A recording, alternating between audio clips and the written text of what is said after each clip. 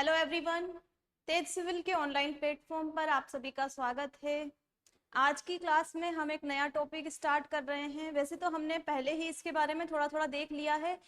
Disease जो topic है उसके बारे में हमने ट्रिक्स के माध्यम से देख लिया है कि कौन सी डिजीज जो होती है वो वायरस के द्वारा होती है, कौन सी बैक्टीरिया के द्वारा होती है, और इनेट डिजीज, इन सब के बारे में हमने एक ओवरव्यू ले लिया था।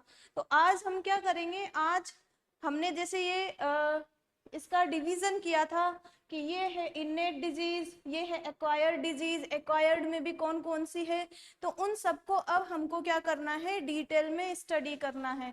तो हमने क्या देखा था, हमने देखा था डिजीज। डिजीज में दो टाइप की होती है, टू टाइप की होती है, इनेट डिजीज और एक्वायर्ड डिजीज। अब जो ये इनेट डिजीज है वो एम्ब्रियोनिक डेवलपमेंट के टाइम ही उत्पन्न होती है, मीन्स ये वंशानुगत होती है, जन्मजात होती है, डीएनए में एबनॉर्मेलिटीज हो जाती है, उस कारण ये होती है। इसका एग्जाम्पल हमने देखा था डाउन सिंड्रोम।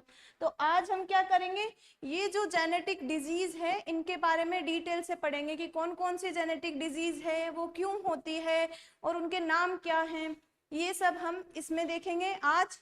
और इसके बाद हम ये देखेंगे एक्वायर्ड डिजीज। एक्वायर्ड में भी कम्युनिकेबल और नॉन कम्युनिकेबल। कम्युनिकेबल में पर्सन टू पर्सन होती है, एनिमल टू ह्यूमन होती है, और एनिमल टू एनिमल जो होती है, उन डिजीज के बारे में देखेंगे।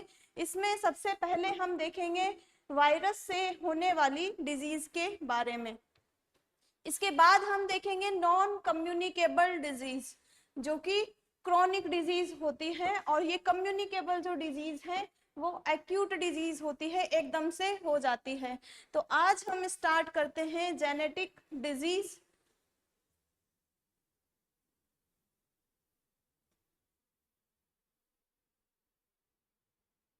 देखिए, जेनेटिक डिजीज आनुवांशिक रोग क्या होते हैं, कैसे होते हैं, उसको समझने के लिए सबसे पहले हमें ये जो अभी स्लाइड में लगा हुआ है वो समझना होगा। देखिए, ह्यूमन में मेल में क्या होते हैं, स्पर्म, और फीमेल में क्या होते हैं, ओवम, शुक्राणु और अंडा। इनमें कितने क्रोमोसोम होते हैं, हमने देखा था जो मियोसिस होता है उससे इनमें आधे आधे क्रोमोसोम रहते हैं, मींस 23 क्रोमोसोम स्पर्म में रहते हैं और ओवम में रहते हैं 23 क्रोमोसोम। और जब इनका फर्टिलाइजेशन होता है, स्पर्म और ओवम का जो युग्मन होता है उसको फर्टिलाइजेशन हम बोलते हैं। तो उस फर्टिलाइजेशन से यहाँ पर बनता है जायगोट। अब ये जो जायगोट यहाँ पर बना है उसमें कितने क्रोमोसोम होंगे, देखिए यहाँ पर है 23 क्रोमोसोम, यहाँ पर है 23 क्रोमोसोम, तो जायगोट में कितने होंगे, 46 क्रोमोसोम। और इन 46 का मतलब हम यह भी कह सकते हैं कि 23 पेयर्स ऑफ क्रोमोसोम। जायगोट बनेगा, जायगोट के बाद एम्ब्रियो बनेगा, एम्ब्रियो में भी 46 क्रोमोसोम रहेंगे, और एम्ब्रियो के बाद इन्फेंट जो है शिशु बनेगा और उसमें भी रहेंगे 46 क्रोमोसोम। डीएनए जो कि आगे क्रोमोसोम के थ्रू अपने जो लक्षण हैं वो संतान में, जो पेरेंट है वो संतान में किसके जरिए अपने लक्षण भेजते हैं, डीएनए के जरिए, और डीएनए में भी क्रोमोसोम के जरिए। तो ये जो क्रोमोसोम यहाँ पर है, गुणसूत्र यहाँ पर है 46। अब क्या होता है जेनेटिक डिजीज में, पर्टिकुलरली जेनेटिक डिजीज में क्या होता है, ये जो 46 क्रोमोसोम है during embryonic development, embryonic development means zygote से एम्ब्रियो बना, तो ये जो परिवर्तन सारे होंगे, जायगोट से एम्ब्रियो बनना और फिर एम्ब्रियो से इन्फेंट बनना, यहाँ पर जितने भी परिवर्तन होंगे उनको हम क्या कहेंगे, एम्ब्रियोनिक डेवलपमेंट। तो एम्ब्रियोनिक डेवलपमेंट के दौरान क्या होगा, अगर ये जो 46 क्रोमोसोम यहाँ पर है इनकी या तो संख्या में परिवर्तन हो जाएगा या फिर इनकी स्ट्रक्चर में परिवर्तन हो जाएगा। मान लीजिए कि ये क्रोमोसोम पेयर्स में होते हैं तो ऐसे हैं, तो इनकी जो ये स्ट्रक्चर है इसमें कुछ ना कुछ चेंज हो गया, जैसे कि यहाँ पर कुछ इस तरीके से चेंज हो गया, यहाँ पर कुछ इस तरीके से चेंज हो गया, समझने के लिए। तो इनमें कुछ चेंज हो गया, 46 क्रोमोसोम में एम्ब्रियोनिक डेवलपमेंट के दौरान या तो इनकी संख्या में परिवर्तन हो गया या फिर इनकी स्ट्रक्चर में परिवर्तन हो गया। तो क्या होगा, ये जो परिवर्तन हुआ है इसके कारण यहाँ पर जो इन्फेंट पैदा होगा, यहाँ पर जो शिशु पैदा होगा, उसमें कुछ अलग तरीके के लक्षण उत्पन्न होंगे। क्योंकि नॉर्मल तो ये थे 46 क्रोमोसोम, अगर इनकी संख्या में परिवर्तन हुआ तो मान लीजिए कि 46 के 47 हो गए, 46 से कम हो गए, तो उसका इफेक्ट तो इस पर पड़ेगा, इन्फेंट पर। तो वो इफेक्ट जो पड़ता है उसे ही हम क्या कह देते हैं, जेनेटिक डिजीज। ठीक है, और स्ट्रक्चर में परिवर्तन हो गया तो भी इनमें कुछ इफेक्ट पड़ेगा और उसको भी हम आनुवांशिक रोग कह देते हैं। देखिए, अब ये जो आनुवांशिक ये जो क्रोमोसोम है, क्रोमोसोम कितने हैं, 46 क्रोमोसोम एक ह्यूमन में। 46 क्रोमोसोम में क्या होता है, जो 44 क्रोमोसोम होते हैं वो मेल में और फीमेल में दोनों में ही सेम रहते हैं। 44 क्रोमोसोम मेल में और फीमेल में दोनों में ही सेम रहते हैं। तो ये जो सेम रहते हैं क्रोमोसोम होते हैं 46, और 46 में से जो 44 क्रोमोसोम है वो मेल और फीमेल में सेम रहते हैं, इसीलिए इनको एक अलग नाम हम दे देते हैं। क्योंकि 44 तो सेम है, उन 44 को हम कंबाइंडली एक नाम से बुलाते हैं, और वो नाम यहाँ पर क्या है, वो है यहाँ पर ऑटोसोम। ऑटोसोम किनको कहेंगे, जो क्रोमोसोम है उनमें 44 क्रोमोसोम मेल और फीमेल में सेम है, इसीलिए इनको हमने कंबाइंडली एक नाम दे दिया, और वो नाम क्या है, वो नाम है यहाँ पर ऑटोसोम। ठीक है, अब ये ऑटोसोम कितने हैं, 44, और इनको हम कैसे भी लिख सकते हैं, 22 जोड़ी, क्योंकि ये हमेशा पेयर्स में रहते हैं। तो 44 है तो कितनी जोड़ी रहेंगे, कितने पेयर्स यहाँ पर बन सकते हैं, 22 पेयर्स, 22 पेयर्स। देखिए, अब 44 तो सेम है, 44 के बाद कितने बचे, दो दो, 44 के बाद 46 और 47, 2 क्रोमोसोम बचे हैं। तो क्या होता है, जो शेष 2 क्रोमोसोम है वो मेल और फीमेल में अलग अलग रहेंगे, और मेल में तो ये रहेंगे XY और फीमेल में ये रहेंगे XX, दोनों में डिफरेंट है। बाकी वाले सारे सेम है लेकिन ये दोनों में डिफरेंट रहते हैं। अब ये पेयर्स में है, इनको हमेशा हम पेयर्स में ही लिखते हैं। जैसे कि हमने यहाँ पर लिखा 22 जोड़ी, तो एक पेयर ये होगा, फिर सेकंड पेयर ये होगा, फिर थर्ड पेयर ये होगा। तो ये फर्स्ट नंबर का क्रोमोसोम, ये सेकंड नंबर का क्रोमोसोम, ये थर्ड नंबर का क्रोमोसोम। इसी तरह से जो ये वाला क्रोमोसोम का पेयर है ये मेल और फीमेल में अलग अलग होता है, इसीलिए इनको जो है हम अलग से पढ़ते हैं। अब ये जो पेयर है XY और XX, ये क्या काम करता है, ये करता है लिंग निर्धारण का काम। जो सेक्स है उसको डिटरमाइन करने का काम करता है, किसका, जो इन्फेंट है वो या तो मेल होगा या फीमेल होगा, उसको डिटरमाइन करने का काम कौन करता है, ये XY और XX। इसीलिए इनको क्या कहा जाता है, सेक्स क्रोमोसोम या फिर एलोसोम। क्या कहा जाता है, सेक्स क्रोमोसोम या फिर एलोसोम। तो यहाँ पर हमने देख लिया कि 2 प्रकार के गुणसूत्र यहाँ पर होते हैं, कौन कौन से, ऑटोसोम और एलोसोम। ऑटोसोम और सेक्स क्रोमोसोम या एलोसोम। ऑटोसोम तो होते हैं 22 पेयर्स, और जो ये एलोसोम होते हैं ये एक ही जोड़ी होते हैं, और वो कौन सा होता है, 23वें नंबर का जो जोड़ा होता है क्रोमोसोम का वो होता है सेक्स क्रोमोसोम या फिर एलोसोम। ठीक है, अब इसके बाद में एक और आपको कुछ पॉइंट मैं बताना चाहूंगी। देखिए, हमने बनाई थी कोशिका, कोशिका हमने बनाई थी, कोशिका के अंदर हमने बनाया था न्यूक्लियस। ठीक है, ये हमने अंदर न्यूक्लियस बना दिया। अब इस न्यूक्लियस में क्या था, इस न्यूक्लियस में था डीएनए। न्यूक्लियस के अंदर क्या होता है, डीएनए और हिस्टोन प्रोटीन से बना हुआ एक आनुवांशिक पदार्थ होता है, जो एक पीढ़ी से अगली पीढ़ी में लक्षणों को लेकर जाता है। तो यहाँ से हम क्या निकाल रहे हैं, डीएनए निकाल दिया, और हम क्या कहते हैं, ये जो डीएनए है वही सभी लक्षणों के लिए उत्तरदायी होता है। जैसे किसी के हेयर्स कर्ली है तो वो डीएनए के कारण है, किसी की हाइट कम है तो वो भी डीएनए के कारण है। किसी की बॉडी में कोई और है, किसी की अंगुलियां छोटी है, बड़ी है, तो वो सारा किसके बेसिस पर डिफाइन होता है? डीएनए के बेसिस पर। क्योंकि डीएनए क्या करता है, एक पीढ़ी से लक्षणों को दूसरी पीढ़ी में लेकर आता है। कैसे लेकर आता है? हमने देखा था जो मेल और फीमेल है वो स्पर्म और ओवम प्रोड्यूस करते हैं, और उनका जब फर्टिलाइजेशन होता है तो जाइगोट बनता है, और उसी से आगे जाकर इन्फेंट बनता है। तो ये डीएनए वहां पर इंपॉर्टेंट रोल प्ले करता है। अब ये जो डीएनए है ये कैसे जो है लक्षणों को प्रदर्शित करता है, कैसे लक्षणों को प्रदर्शित करता है उसको हम यहाँ पर देखेंगे। डीएनए क्या करता है? डीएनए अपना मैसेज भेजने के लिए, डीएनए अपना मैसेज भेजने के लिए एक प्रक्रिया करता है, और उस प्रक्रिया को क्या कहा जाता है? ट्रांसक्रिप्शन।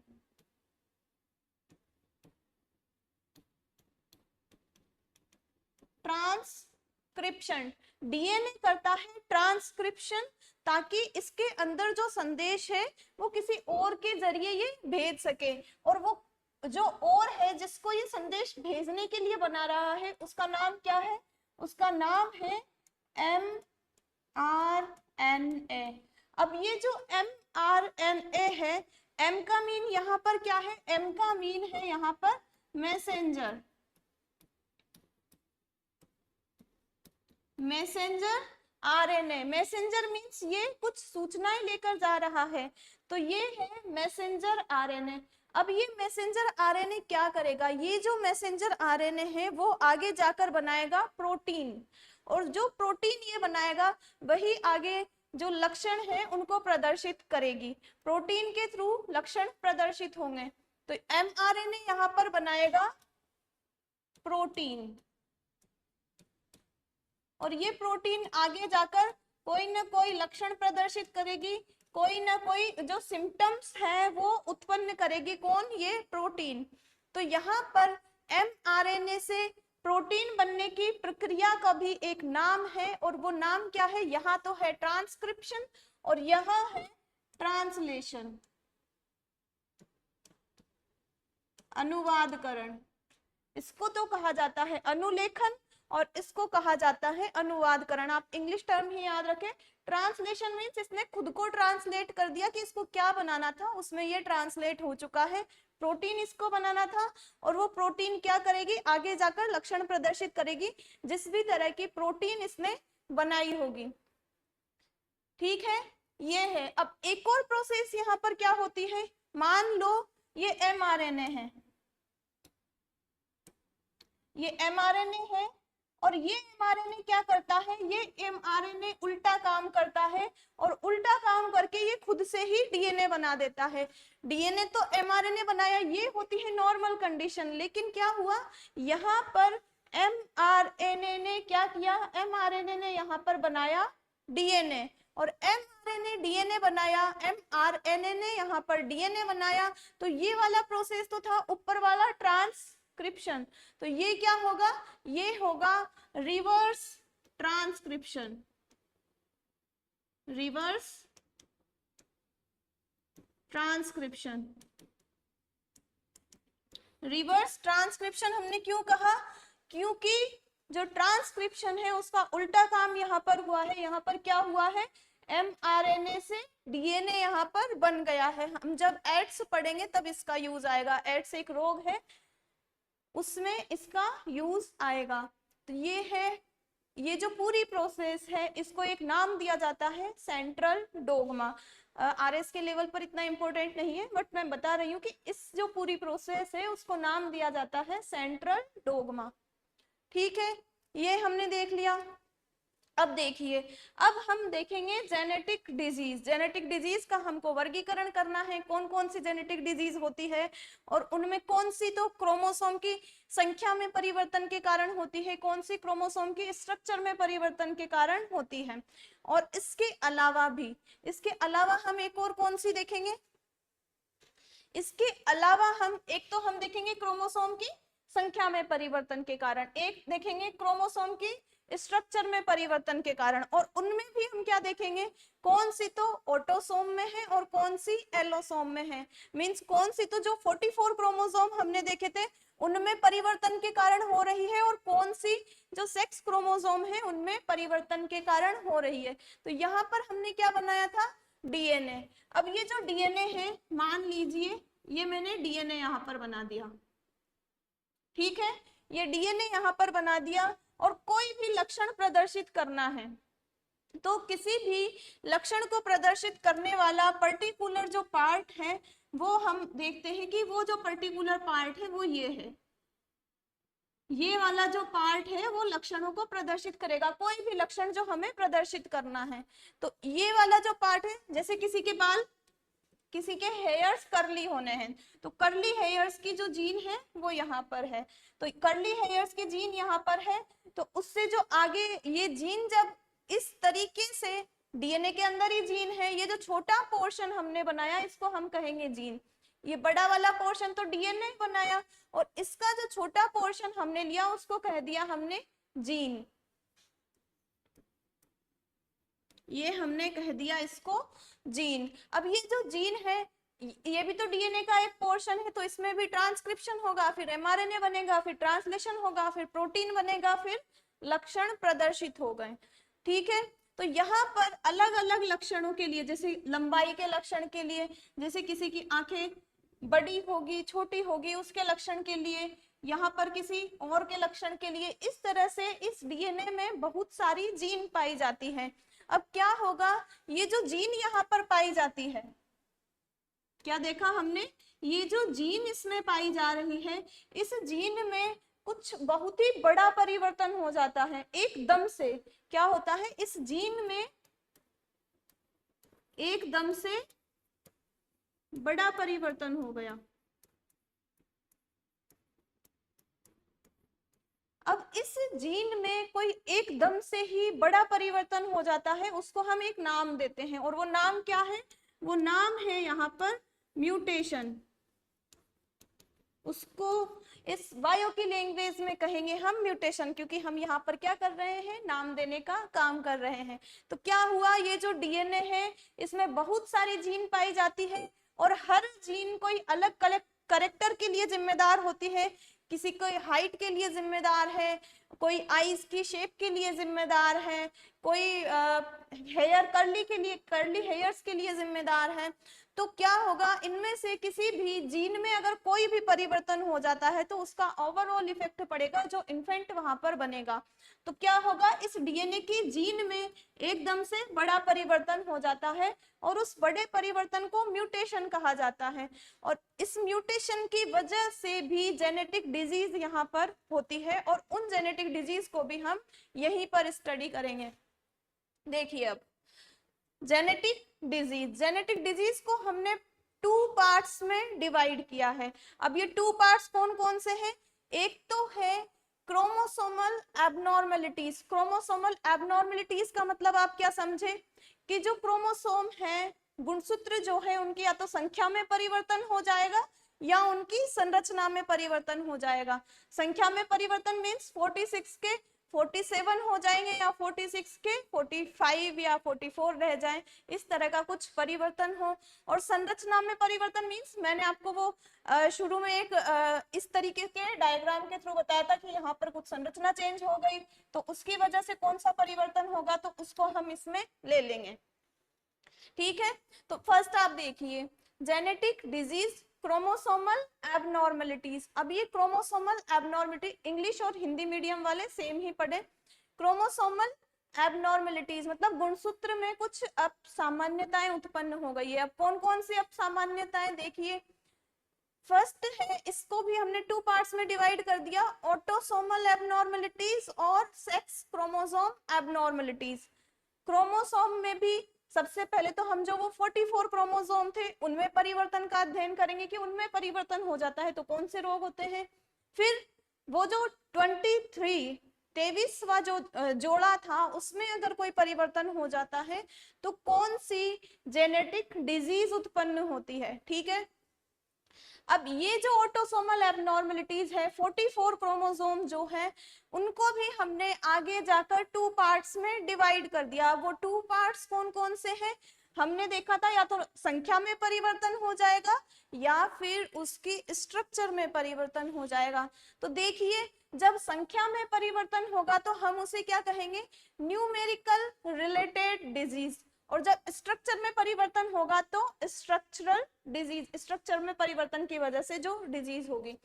तो जो संख्या में परिवर्तन की वजह से डिजीज है उनमें फर्स्ट है डाउन सिंड्रोम। कौन सा सिंड्रोम? Down syndrome. सिंड्रोम क्यों कहा जाता है इनको? क्योंकि इनमें लक्षणों का समूह प्रदर्शित होता है, बहुत सारे लक्षण एक साथ प्रदर्शित होते हैं। तो यहाँ पर है फर्स्ट डाउन सिंड्रोम, सेकंड है एडवर्ड सिंड्रोम और थर्ड है पटाउ सिंड्रोम। समझ में आया होगा आपको कि हमने क्रोमोसोमल एबनॉर्मलिटीज हम देख रहे हैं, उसमें ऑटोसोमल मींस जो 44 क्रोमोसोम है जो मेल और फीमेल में सेम रहते हैं, उनमें हम जो परिवर्तन होता है, संख्या में परिवर्तन और उनकी संरचना में परिवर्तन, उनकी वजह से कौन सी डिजीज होती है? तो संख्या में परिवर्तन की वजह से down syndrome, Edward syndrome, Patau syndrome. Structure की वजह से क्राई ड्यू चैट सिंड्रोम। अब देखिए, इससे आपको एक और चीज समझनी है। अगर आपके मेंस में क्वेश्चन आता है इस तरीके का तो क्या करोगे? डाउन सिंड्रोम के बारे में क्वेश्चन आया है तो आप यहां से उल्टा भी लिख सकते हो कि ये एक गुणसूत्रों की संख्या में परिवर्तन के कारण होने वाली बीमारी है। और गुणसूत्र भी कौन से? ऑटोसोमल गुणसूत्रों की, ऑटोसोम गुणसूत्रों की संख्या में परिवर्तन के कारण होने वाली एक आनुवांशिक बीमारी है, आनुवांशिक रोग है, इस तरीके से। फिर सेक्स क्रोमोसोम एबनॉर्मलिटी, जो 23वां जोड़ा था, उसमें एबनॉर्मलिटीज की वजह से कौन से रोग उत्पन्न होंगे? तो उसमें सेक्स क्रोमोसोम में एबनॉर्मलिटीज की वजह से, सेक्स क्रोमोसोम कौन कौन से होते थे? एक्स एक्स और एक्स वाई। अगर इनकी संख्या में कोई परिवर्तन होता है, जैसे कि एक्स, यहां से एक एक्स गायब हो गया, एक यहाँ पर एक ही एक्स बचा है, तो उसकी वजह से क्या होगा? मान लीजिए कि एक एक्स की जगह यहाँ 3 एक्स हो गए, तो उसकी वजह से क्या होगा? यहाँ पर एक्स वाई की, एक्स वाई है तो वाई की संख्या यहाँ पर बढ़ गई। तो न्यूमेरिकल मींस संख्या में परिवर्तन के कारण कौन सी डिजीज यहाँ पर हो सकती है?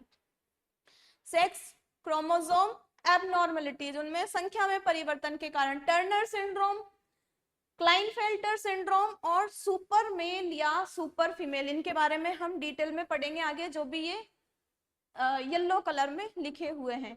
ठीक है, तो ये तो है, इधर वाला जो पोर्शन है वो है क्रोमोसोमल एबनॉर्मलिटीज का। ठीक, अब ये वाला कौन सा पोर्शन है? मैंने आपको बताया था जीन। अब जीन में कुछ कोई ना कोई एकदम से बड़ा परिवर्तन हो जाता है तो उसे क्या कहेंगे? म्यूटेशन उसे कहेंगे।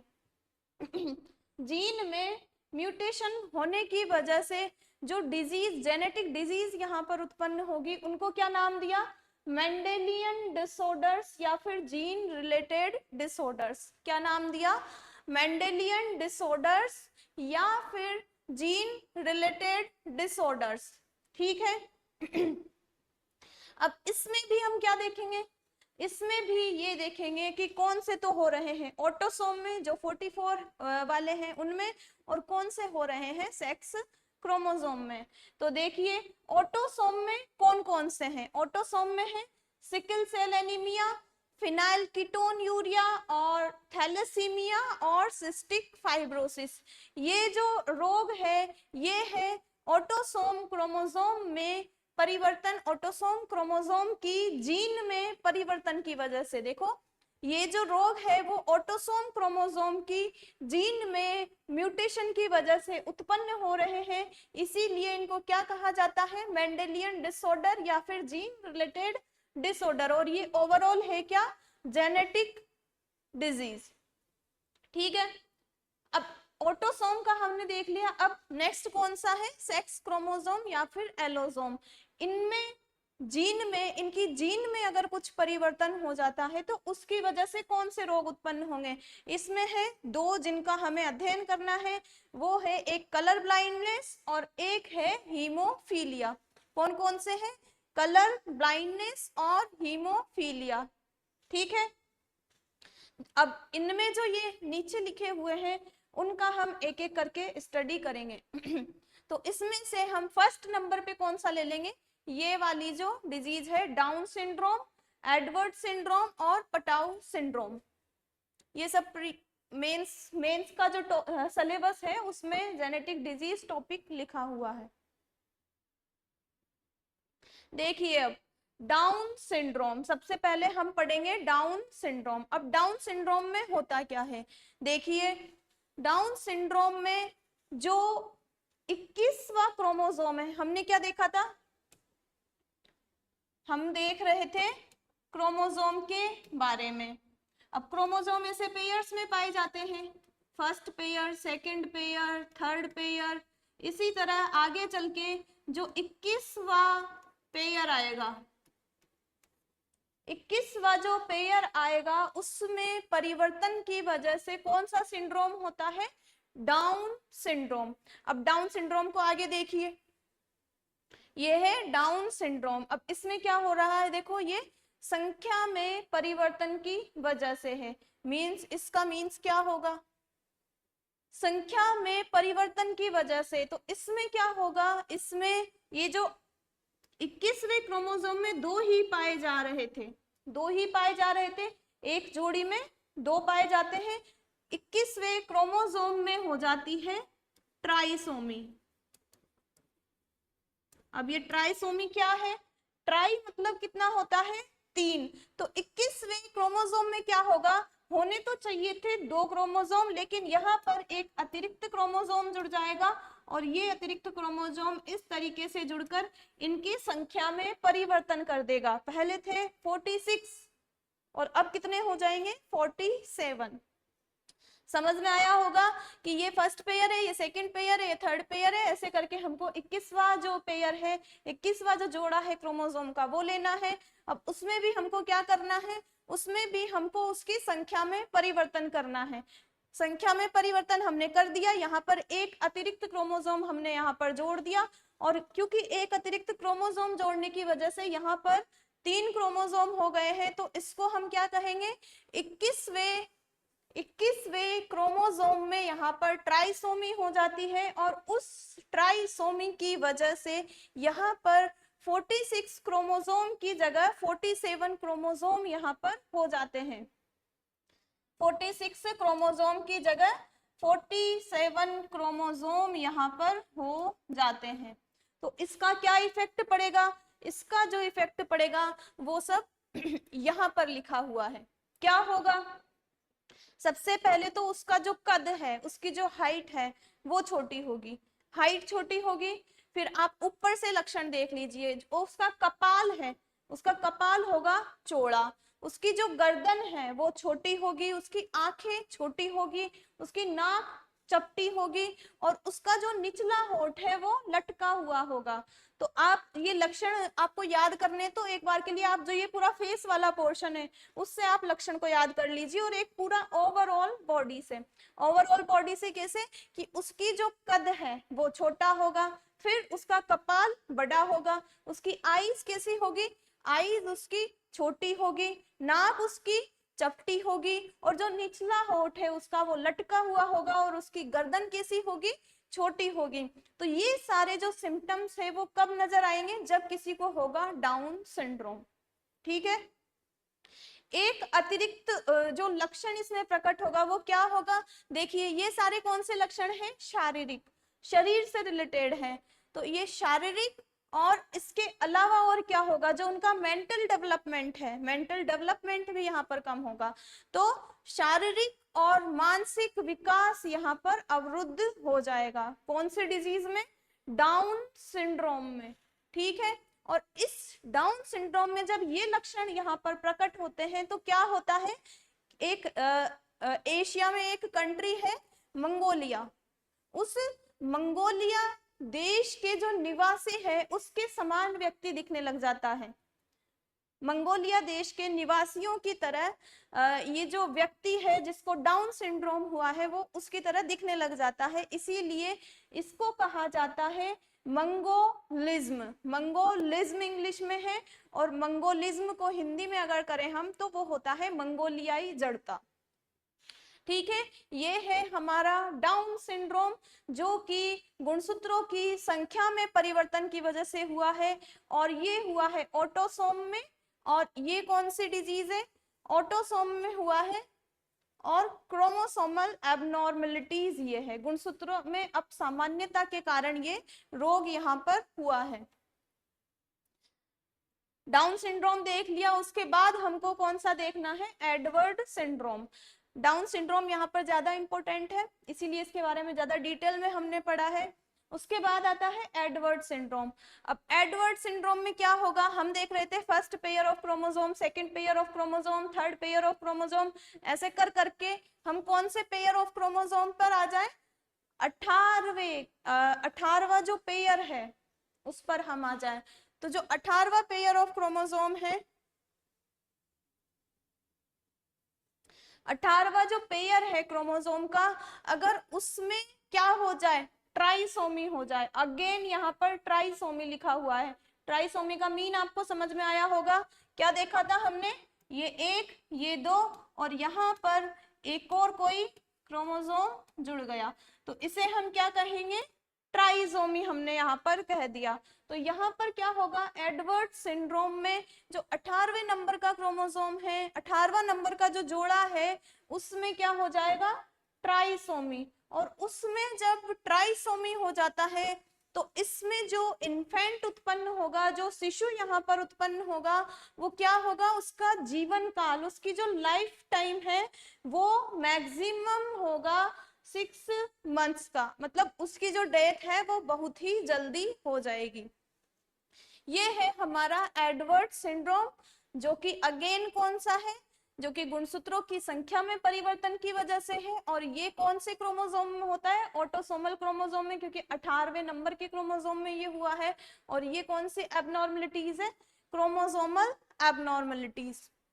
अब इसके बाद एडवर्ड सिंड्रोम के बाद हमें कौन सा देखना है? एडवर्ड सिंड्रोम के बाद नेक्स्ट जो सिंड्रोम है वो है पटाउ सिंड्रोम। अब ये पटाउ सिंड्रोम कौन से क्रोमोसोम में होगा? अगेन हम देखते हैं first pair of chromosome, second pair of chromosome, third pair of chromosome, ऐसे आगे चलते जाएंगे तो एक 13वें नंबर का आएगा। 13वें नंबर का जो पेयर आएगा उसमें भी यहाँ पर क्या हो जाएगा? ट्राइसोमी यहाँ पर हो जाएगी। क्या हो जाएगी? 13वें नंबर का जो क्रोमोसोम है उसमें भी यहाँ पर ट्राइसोमी हो जाएगी। ट्राइसोमी का मीन आपको अच्छे से समझ में आ चुका है अब। और इसमें जब ट्राइसोमी हो जाती है तो क्या होता है? देखिए, अपर लिप, जो अपर लिप होता है उसमें दरार होगी। दरार कैसे होगी? जो नोज और ये अपर लिप वाला पोर्शन है, यहाँ पर ये स्किन होगी ही नहीं, मतलब यहाँ पर एक दरार जैसी आपको नजर आएगी। तो अपर लिप में दरार यहाँ पर नजर आएगी, और उसको कहा जाता है, हम क्या कर रहे हैं? नाम देने का काम कर रहे हैं। तो उसको क्या कहा जाता है? Clift palette. क्लिफ्ट पैलेट उसको कहा जाता है, जो कि है पटाउ सिंड्रोम में। और पटाउ होता है 13वें गुणसूत्र में ट्राइसोमी की वजह से। ये जो गुणसूत्र के नंबर हैं ये इंपॉर्टेंट है, इनको आप याद रखें। एक तो ये 18वें नंबर का क्रोमोसोम, और इसमें कौन सा है? इसमें है 21वें नंबर का क्रोमोसोम। इनको आप अच्छे से याद रखें। अब नेक्स्ट हमको क्या देखना है? देखिए, गुणसूत्रों की संख्या में परिवर्तन की वजह से हमने देख लिया। अब क्या देखेंगे? अब देखेंगे स्ट्रक्चर में। अगर गुणसूत्रों की स्ट्रक्चर में परिवर्तन हो जाता है तो कौन सा रोग होगा? Cry do chat syndrome. क्या लिख रखा है? Cry do chat syndrome. इसमें क्या होता है? ये जो रोग है इसके लक्षण मैं बता रही हूँ कि इसमें जो बच्चा होता है, जो बच्चा इन्फेंट, जो शिशु उत्पन्न होगा, वो कैसे रोता है? जैसे कि बिल्ली का बच्चा रो रहा हो, ऐसे वो बच्चा रोता है। इसीलिए इस सिंड्रोम का नाम क्या है? क्राई ड्यू चैट सिंड्रोम का एक और नाम है, और वो नाम क्या है? Cat cry syndrome. क्या नाम है? Cat cry syndrome. और इसमें क्या होता है, बच्चा जो है, बिल्ली का बच्चा जिस तरीके से रोता है उस तरीके से रोता है। गुणसूत्र की संरचना में परिवर्तन की वजह से है, इसीलिए अब इसमें क्या होगा, इसमें क्या होगा, 5th नंबर का जो क्रोमोसोम है, नंबर आप याद रखें, 5th नंबर का जो क्रोमोसोम है उसमें क्या होगा, जैसे कि ये 5th नंबर का क्रोमोसोम मैंने बना दिया, आपको समझाने के लिए इस तरीके से मैं बना रही हूँ। इसमें क्या होगा, 5th नंबर के क्रोमोसोम में ये पार्ट यहां से डिलीट हो गया, पार्ट ही डिलीट हो गया। तो 5th नंबर का जो क्रोमोसोम है उसमें से एक पार्ट यहाँ पर डिलीट हो जाता है, और उस पार्ट के डिलीट होने की वजह से यहाँ पर क्या लक्षण उत्पन्न होता है कि जो बच्चा है वो बिल्ली के रोने के जैसे रोता है। अब नेक्स्ट हमको कौन सा देखना है, नेक्स्ट हमको देखना है ये वाले, ये जो टेबल हमने बना रखी है, ये जो आउटलाइन हमने बना रखी है, उसके अकॉर्डिंग ऑटोसोमल एबनॉर्मेलिटीज हमारी हो गई, down syndrome, Edward syndrome, Patau syndrome and cry-do-chat syndrome हमारा हो चुका है। अब क्या आएंगे, सेक्स क्रोमोसोम एबनॉर्मेलिटीज, उसमें भी कौन सा, नंबर से रिलेटेड, और उसमें हम पढ़ेंगे टर्नर सिंड्रोम, क्लाइनफेल्टर सिंड्रोम और सुपर मेल और सुपर फीमेल क्या होते हैं। देखिए अब आप, सेक्स क्रोमोसोम एबनॉर्मेलिटीज, इन सबको हम पढ़ रहे हैं जेनेटिक डिजीज टॉपिक में। इसमें सबसे पहले है Turner syndrome, Turner syndrome, Turner sorry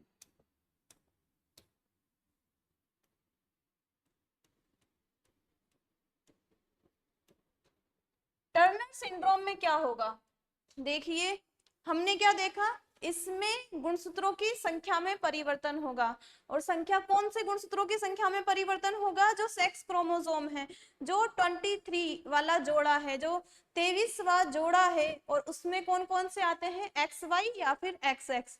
अब उनमें कुछ परिवर्तन होता है तो उसको हम इस कैटेगरी में रखेंगे। तो फर्स्ट है टर्नर सिंड्रोम, ठीक है।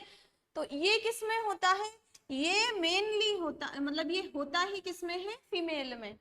टर्नर, टर्नर, टर्नर का मतलब आप ऐसे याद करने के लिए देख लीजिए कि टर्नर मतलब नर में कन्वर्ट हो रहा है, टर्नर, टर्नर मीन्स नर में कन्वर्ट हो रहा है। कौन नर में कन्वर्ट हो सकता है, बाकी बचा हुआ जो कौन है, फीमेल। तो ये बस याद करने के लिए है। तो टर्नर सिंड्रोम फीमेल में होता है ओनली, और क्या होगा इसमें, 44 क्रोमोसोम, उनमें तो कोई चेंज करना नहीं है हमको, हमको करना है आगे के आगे के जो दो क्रोमोसोम है, दो क्रोमोसोम फीमेल में कौन कौन से होते हैं, एक्स और एक्स, दो एक्स होते हैं। तो इस टर्नर सिंड्रोम में क्या होगा, जो एक एक्स क्रोमोसोम है वो यहाँ पर नहीं होगा, एक एक्स क्रोमोसोम यहाँ पर नहीं होगा, क्या होगा, 23वें जो क्रोमोसोम है, 23वां जो क्रोमोसोम है उसमें मोनोसोमी हो जाएगी। मोनो मीन्स क्या होता है, एक, मोनो मीन्स होता है एक। तो मोनोसोमी मीन्स जो 23वां जोड़ा है उसमें दो क्रोमोसोम की जगह ओनली 1 क्रोमोसोम ही रहेंगे। हमने यहाँ पर भी ऐसे ही लिखा है एक्स, और यहाँ पर हमने 0 लिख दिया क्योंकि यहाँ पर कोई है ही नहीं।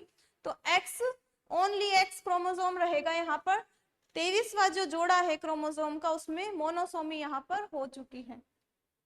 मोनोसोमी यहाँ पर हो गई तो कितने क्रोमोसोम बचे होंगे, अब 46 होते थे टोटल, तो अब एक यहाँ से गायब हो गया है तो बचेंगे 45। तो यहाँ पर कितने क्रोमोसोम है, 45 क्रोमोसोम। अब इसमें क्या है, एक्स एक्स क्रोमोसोम किसके लिए जिम्मेदार है, लिंग निर्धारण के लिए जिम्मेदार है, और फीमेल जो इन्फेंट है, फीमेल जो चाइल्ड है वो उससे उत्पन्न होती है। अब क्या होगा इस वाले क्रोमोसोम में, क्योंकि यहाँ पर एक एक्स ही गायब है, तो इसमें जो लक्षण उत्पन्न होंगे वो कैसे होंगे, स्तनों का विकास यहाँ पर कम होगा, क्या होगा, लैंगिक विकास यहाँ पर देरी से होगा, मासिक चक्र यहाँ पर अनुपस्थित होगा या अनियमित होगा, और इन सब की वजह से यहाँ पर क्या आ सकता है, बांझपन यहाँ पर आ सकता है। तो टर्नर सिंड्रोम के जो लक्षण है वो कौन कौन से हैं, स्तनों का विकास कम होगा, ब्रेस्ट का डेवलपमेंट यहाँ पर कम होगा, लैंगिक विकास यहाँ पर देरी से होगा, मासिक चक्र यहाँ तो अनुपस्थित होगा या फिर अनियमित होगा, और ओवरऑल क्या हो जाएगा, बांझपन यहाँ पर उत्पन्न हो सकता है। कौन से सिंड्रोम में, टर्नर सिंड्रोम में। टर्नर सिंड्रोम याद करने के लिए मीन्स नर में कन्वर्ट हो रही है, फीमेल वाले लक्षण कम हो रहे हैं, इसीलिए फीमेल वाले लक्षण किस में कम हो गए, मीन्स टर्नर। नर में कौन कन्वर्ट हो सकता है, जो एक बचा हुआ है, और वो बचा हुआ कौन है, फीमेल। ठीक है, आ गया होगा आपको समझ में। बस आपको ये याद रखना है, इसमें सबसे ज्यादा इंपॉर्टेंट जो याद रखने की चीज है वो ये है, ये चीज आपको अच्छे से याद रहनी चाहिए। टर्नर सिंड्रोम हमने देख लिया। अब नेक्स्ट सिंड्रोम कौन सा है, क्लाइनफेल्टर सिंड्रोम। अब ये जो क्लाइनफेल्टर सिंड्रोम है ये किस में होगा, ये होगा ओनली और ओनली मेल में। किस में होगा, ओनली मेल में ये होगा। और कौन से क्रोमोसोम में होगा, क्योंकि हम यहाँ पर पढ़ ही क्या रहे हैं, सेक्स क्रोमोसोम एबनॉर्मलिटीज। और मेल में कौन कौन से होते हैं, एक्स और वाई, तो इनकी संख्या में कुछ यहाँ पर डिफरेंस आएगा।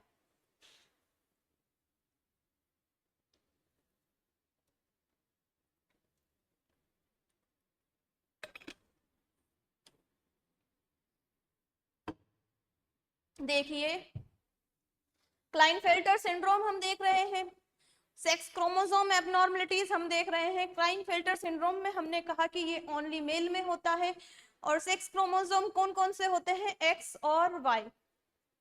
तो यहाँ पर क्या होगा, ये जो एक्स वाई क्रोमोसोम था, पहले तो था यहाँ पर एक्स वाई ही क्रोमोसोम, 44 तो सेम ही रहेंगे, लेकिन यहाँ पर एक अतिरिक्त एक्स क्रोमोसोम यहाँ पर जुड़ जाता है। ये वाला जो क्रोमोसोम है ये यहाँ पर नया आ जाता है, एक्स क्रोमोसोम यहाँ पर एक्स्ट्रा आ जाता है। अब एक्स क्रोमोसोम किस में देखते हैं हम, फीमेल में, एक्स एक्स देखते हैं उनमें, तो एक्स क्रोमोसोम यहाँ पर एक्स्ट्रा आ गया है, इसलिए इसमें क्या लक्षण उत्पन्न होंगे, जो इस रोग जो ये सिंड्रोम किसी में होगा तो उसमें मादा के लक्षण उत्पन्न होने लग जाएंगे, फीमेल के जो कैरेक्टरिस्टिक्स है वो यहाँ पर उत्पन्न होने लग जाएंगे, जैसे ब्रेस्ट का डेवलपमेंट यहाँ पर होने लग जाएगा। किसमें, जो क्लाइनफेल्टर सिंड्रोम जिस व्यक्ति में है उसमें ब्रेस्ट का डेवलपमेंट वहां पर स्टार्ट हो जाएगा। नेक्स्ट क्या, मादा के लक्षण उत्पन्न हो जाएंगे, और इसमें क्या होगा, इसमें अल्प बुद्धि होगी, क्लाइनफेल्टर सिंड्रोम वाले में अल्प बुद्धि होगी, इंटेलिजेंसी कम होगी, और इसके अलावा यहाँ पर भी बांझपन था, यहाँ पर भी वही स्टेराइल ये हो जाएंगे। ये है क्लाइनफेल्टर सिंड्रोम। और क्योंकि यहाँ पर एक एक्स क्रोमोसोम यहाँ पर एक्स्ट्रा जुड़ा है, तो संख्या में परिवर्तन होकर कितने क्रोमोसोम हो जाएंगे, संख्या में परिवर्तन होकर यहाँ पर नॉर्मल होते हैं 46, यहाँ पर एक और जुड़ गया तो यहाँ पर कितने हो जाएंगे, 47 क्रोमोसोम, 47 गुणसूत्र। क्लाइनफेल्टर सिंड्रोम आपको समझ में आ गया होगा। आप ये वाले जो है मैं रेड कलर से मार्क कर रही हूँ, उसको आप अच्छी तरीके से याद कर ले, ठीक है। नेक्स्ट कौन सा है, सेक्स क्रोमोसोम एबनॉर्मलिटीज में, सुपर मेल या सुपर फीमेल। अब सुपर मेल में क्या होता है, सुपर मेल में क्या होगा, देखिए जो क्रोमोसोम है 23वें क्रोमोसोम वो कौन से होते हैं मेल में, एक्स वाई होते हैं। अब सुपर मेल मीन्स जो वाई क्रोमोसोम है उनकी संख्या यहाँ पर बढ़ जाएगी। देखिए 44 वाले तो नॉर्मल रहेंगे, सुपर मेल में क्या होगा, ये वाले तो नॉर्मल यहाँ पर रहेंगे, लेकिन ये जो एक्स वाई ही होते थे नॉर्मली, इसमें क्या हो जाएगा, अतिरिक्त वाई क्रोमोसोम यहाँ पर जुड़ जाएंगे। एक वाई क्रोमोसोम और हो सकता है, या 2 वाई क्रोमोसोम या ज्यादा भी। तो यहाँ पर वाई क्रोमोसोम की जो संख्या है वो बढ़ जाएगी, और ये किस में होगा, ये वाला जो जेनेटिक डिजीज है ये ओनली होगी मेल में। किस में होगी, मेल में। और इनमें क्या लक्षण उत्पन्न होंगे, इनमें लक्षण उत्पन्न होंगे कि इनको गुस्सा बहुत आता है, इनका जो एग्रेसिव सेक्सुअल बिहेवियर इनका होगा, एग्रेसिव सेक्सुअल बिहेवियर इनका एक कैरेक्टरिस्टिक्स है, और ये अपराध प्रवृत्ति इनमें ज्यादा होगी, अपराध करने की जो प्रवृत्ति है वो इन सुपर मेल्स में ज्यादा होती है। इसीलिए ये जो डिसऑर्डर है, जेनेटिक डिजीज है, इसको हम एक और नाम दे देते हैं, और वो क्या है, वो है क्रिमिनल सिंड्रोम।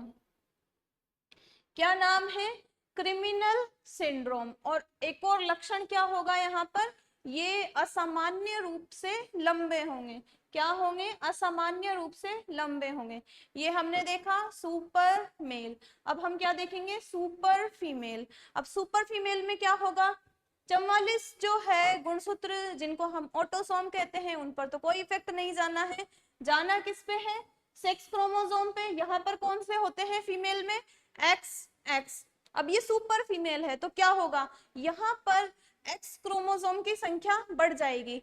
देखिए यहाँ पर 2 एक्स क्रोमोसोम तो यहाँ पर है, एक अतिरिक्त एक्स क्रोमोसोम और जुड़ गया है, ठीक है। फिर यहाँ पर कितने एक्स क्रोमोसोम जुड़ गए हैं, 2 एक्स क्रोमोसोम यहाँ पर अतिरिक्त जुड़ गए हैं। तो इसकी वजह से सुपर फीमेल में क्या लक्षण उत्पन्न होंगे, अल्प बुद्धि यहाँ पर रहेगी, इंटेलिजेंस कम रहेगी इनकी तरह, यहाँ पर नहीं। तो यहाँ पर अल्प बुद्धि रहेगी। और इसके अलावा और कौन से सिम्टम्स होंगे, जो लैंगिक लक्षण उत्पन्न होते हैं फीमेल में, वो यहाँ पर देरी से उत्पन्न होंगे। तो हमने क्या देखा, सेक्स क्रोमोसोम एबनॉर्मलिटीज हमने यहाँ पर देख ली है।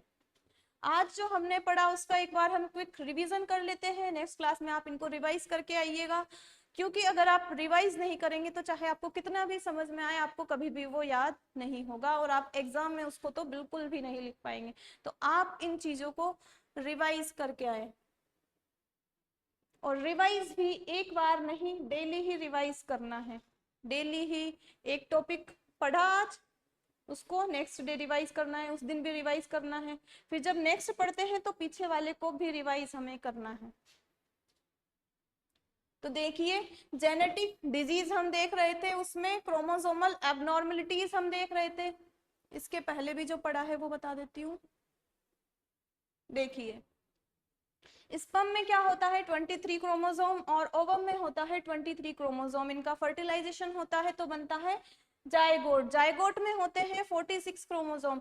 जायगोट से बनता है एम्ब्रियो, और एम्ब्रियो से बनता है इन्फेंट। अगर ये जो 46 क्रोमोसोम है, या तो इनकी संख्या में परिवर्तन हो जाए या इनकी संरचना में परिवर्तन हो जाए, तो कौन सी डिजीज उत्पन्न हो जाएगी, जेनेटिक डिजीज। फिर हमने देखा जो क्रोमोसोम होते हैं वो 46 क्रोमोसोम होते हैं। अब 46 क्रोमोसोम में जो 44 क्रोमोसोम होते हैं वो मेल में और फीमेल में सेम ही होते हैं। 44 क्रोमोसोम को हम 22 जोड़ी भी लिख सकते हैं। तो इनको कहा जाता है ऑटोसोम। और बाकी के जो 2 क्रोमोसोम होते हैं वो मेल और फीमेल में अलग अलग होते हैं, क्योंकि ये जोड़े में होते हैं। इनको मेल में तो XY और फीमेल में XX, और इनको कहा जाता है सेक्स क्रोमोसोम या फिर एलोसोम। और ये होता है 23वां जोड़ा।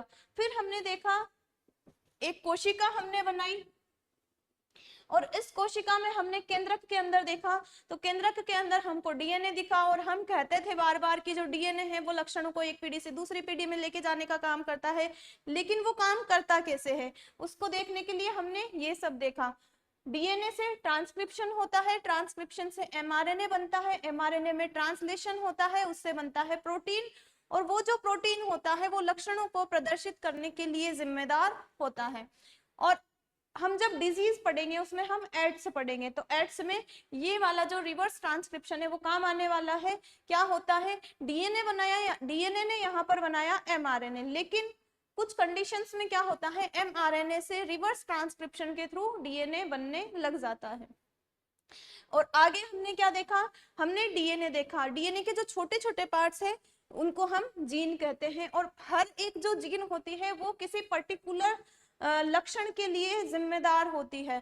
अब ये जो जीन है इसमें एकदम से कोई बड़ा परिवर्तन आ जाए, जीन में एकदम से कोई बड़ा परिवर्तन आ जाए तो उसको क्या कहते हैं, म्यूटेशन उसको कहा जाता है। तो देखिए आगे हमने देखा जेनेटिक डिजीज, क्रोमोसोमल एबनॉर्मलिटीज, और इधर क्रोमोसोमल एबनॉर्मलिटीज मींस तो क्रोमोसोम की संरचना में या संख्या में परिवर्तन हो जाए। और इधर है मेंडेलियन डिसऑर्डर या जीन रिलेटेड डिसऑर्डर, इसमें क्या होगा, जीन में म्यूटेशन हो जाएगा। अब इसमें ऑटोसोमल एबनॉर्मलिटीज में 2 टाइप है, न्यूमेरिकल और स्ट्रक्चरल। न्यूमेरिकल में डाउन सिंड्रोम, एडवर्ड सिंड्रोम और पटाउ सिंड्रोम, और स्ट्रक्चरल में है क्राई डू चैट सिंड्रोम। इसके बाद हमने देखा सेक्स क्रोमोसोम एबनॉर्मलिटीज, इसमें संख्या में परिवर्तन की वजह से Turner syndrome, Klinefelter syndrome, super male और सुपर फीमेल यहाँ पर है। इनके बारे में हमने डिटेल में देखा। जो डाउन सिंड्रोम है उसमें क्या होता है, 21वें नंबर का जो क्रोमोसोम होता है उसमें यहाँ पर ट्राइसोमी हो जाती है, और उसकी वजह से यहाँ पर 46 की जगह 47 क्रोमोसोम आ जाते हैं। उसकी ओवरऑल हाइट छोटी होती है, उसका जो कपाल है वो बड़ा होता है, आंखें उसकी छोटी होती है, नाक उसकी चपटी होती है, निचला होठ उसका लटका हुआ होता है, और उसकी जो गर्दन है वो छोटी होती है। ओवरऑल शारीरिक विकास उसका कमजोर होता है, शारीरिक विकास अवरुद्ध हो जाता है, और इसके साथ साथ उसका मानसिक विकास भी अवरुद्ध हो जाता है। इसमें जो व्यक्ति है वो मंगोलिया देश के निवासियों के समान दिखाई देता है, इसीलिए इसको मंगोलियाई जड़ता या मंगोलिज्म कहा जाता है। नेक्स्ट हमने देखा एडवर्ड सिंड्रोम। एडवर्ड सिंड्रोम में क्या होता है, 18वें नंबर का जो क्रोमोसोम है उसमें ट्राइसोमी हो जाती है, और इसमें जो रोगी है उसका अधिकतम जीवन काल कितना होगा, लगभग 6 महीने। उसके बाद हमने देखा पटाउ सिंड्रोम। पटाउ सिंड्रोम में क्या होता है, 13वें नंबर का जो गुणसूत्र है उसमें ट्राइसोमी हो जाती है, और इसमें अपर लिप में दरार उत्पन्न हो जाती है। यहाँ पर जो ये स्किन है वो होती नहीं है, तो इसमें इसको क्या कहा जाता है, क्लिफ्ट प्लेट। फिर स्ट्रक्चर में परिवर्तन की वजह से हमने देखा उसमें कौन सा है, क्राई ड्यू चैट सिंड्रोम। इसमें क्या होता है, बच्चा जो है बिल्ली के बच्चे के रोने की तरह रोता है, इसीलिए इसको कैट क्राई सिंड्रोम कहा जाता है।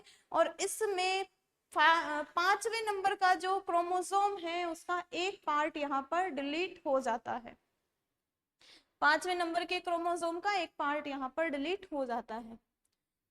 नेक्स्ट हमने क्या देखा, सेक्स क्रोमोसोम एबनॉर्मलिटीज, उसमें फर्स्ट हमने देखा Turner syndrome. Turner syndrome means ये मादा में होगा, मींस ये फीमेल में होगा।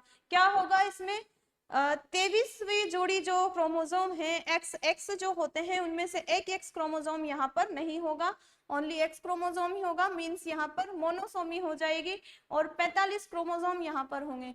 इसका इफेक्ट क्या होगा, स्तनों का विकास यहाँ पर कम होगा, जो लैंगिक विकास है वो देरी से होगा, मासिक चक्र यहाँ पर या तो अनुपस्थित होगा या फिर अनियमित होगा, और बांझपन यहाँ पर उत्पन्न हो जाएगा। इसके बाद हमने क्या देखा, क्लाइनफेल्टर सिंड्रोम। ये किसमें होता है, ओनली मेल में होता है। इसमें 23वां जो क्रोमोसोम है उसमें ट्राइसोमी हो जाती है, मींस क्या होता है, एक अतिरिक्त एक्स क्रोमोसोम वहां पर जुड़ जाता है, और एक्स एक्स वाई की कंडीशन उत्पन्न हो जाती है। 47 क्रोमोसोम यहाँ पर हो जाते हैं। इसमें नर में मादा के लक्षण उत्पन्न हो जाते हैं, ब्रेस्ट का डेवलपमेंट यहाँ पर स्टार्ट हो जाता है, ये अल्प बुद्धि होते हैं और ये स्टेराइल होते हैं।